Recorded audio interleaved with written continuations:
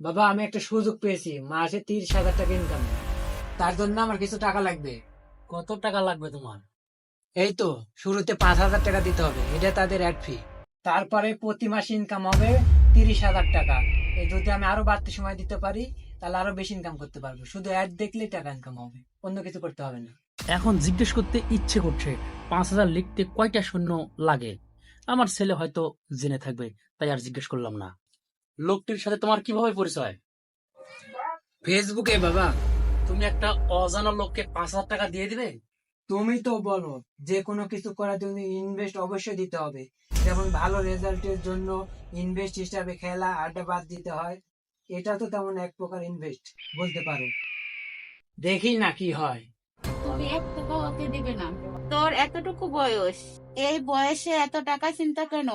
বাবার কাছে সবকিছুর জন্য আমার টাকা চাইতে লজ্জা লাগে, তাই আমি নিজ দিয়ে উপার্জন করতে চাই।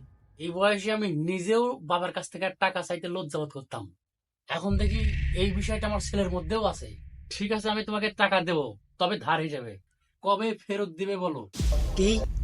বাবা আমাকে ধার হিসাবে টাকা দেবে? থাক, সমস্যা নেই। মাস শেষে তো ভালো একটা আয় হবেই আমার। সেখান থেকে 5,000 কেন, প্রয়োজনে 10,000 টাকা ফেরত দেব। আগামী মাসের মধ্যে ফেরত দেবে। ঠিক আছে, তাহলে আমাকে একটি লিখিত দাও। মানে কি বলছো? বুঝতে পারলাম না। আমি যে তোমাকে 5,000 টাকা দেবো, এর একটা প্রমাণ থাকা দরকার। কাগজ আমাকে লিখিত দিবে যে তুমি আমার কাছ থেকে 5,000 টাকা নিচ্ছ। আর যদি আগামী মাসের মধ্যে ফেরত দিতে না পারো টাকা, তাহলে তোমার মোবাইল আমাকে একবারে দিয়ে দিতে হবে।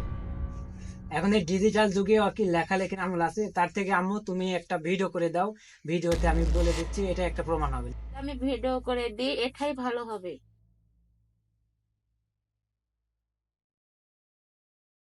আমি মোহাম্মদ মামুনুর রশিদ, আনিসুর রহমানের ছেলে। আমি তাকে থেকে 5,000 টাকা ধার নিচ্ছি। যদি আমি আগামী মাসের মধ্যে 5,000 টাকা ফেরত না দিতে পারি, তাহলে আমার মোবাইল একবারে মালিকানা তার হয়ে যাবে। আমি আর মালিকানার দাম করতে পারবো না। ঠিক আছে, কালকে সকালে আমার কাছ থেকে 5,000 টাকা নিয়ে যাও। আচ্ছা, ঠিক আছে।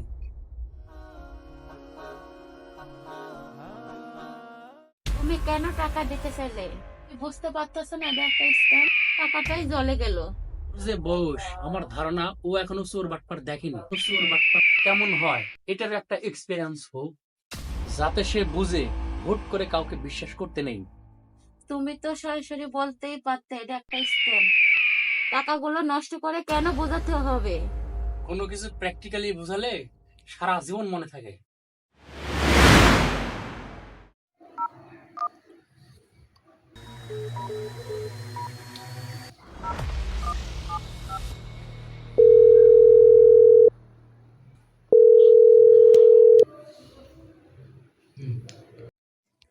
কি ব্যাপার? বিকাশে টাকা পাঠানোর পর থেকে দেখি কোনো রেসপন্স পাচ্ছি না। অনেকবার কল দিলাম, তাও ধরছে না। কি যে করি, দেখি তো একটু SMS দিয়ে দেখি তো। ভাই, আমাকে তো গ্রুপে অ্যাড করলেন না। করবো ভাই, তার আগে আরো 3,000 টাকা বিকাশ করেন। এটা কেন লাগবে?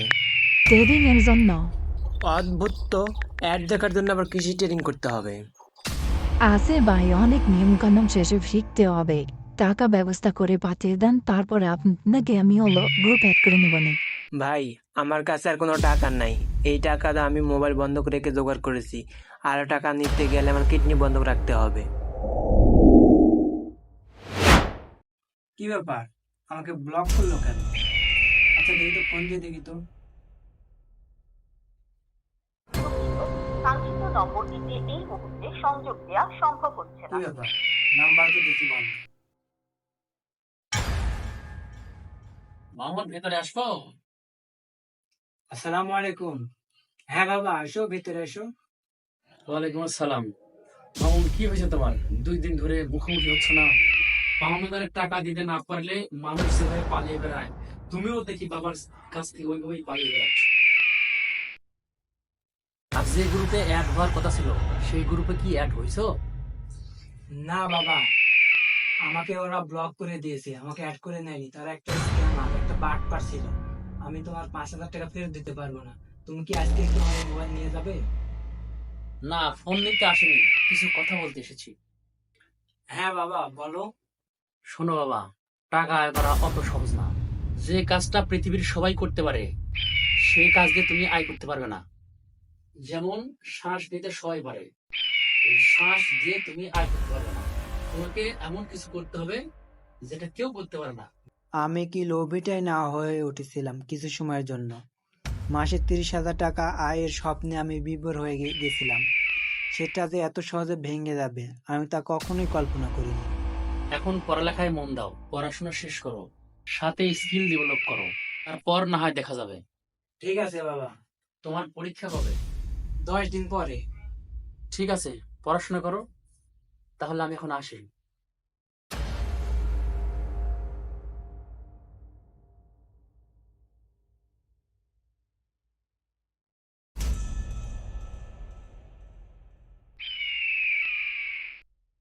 তারপর ছেলেকে কি বোঝাতে পারলে?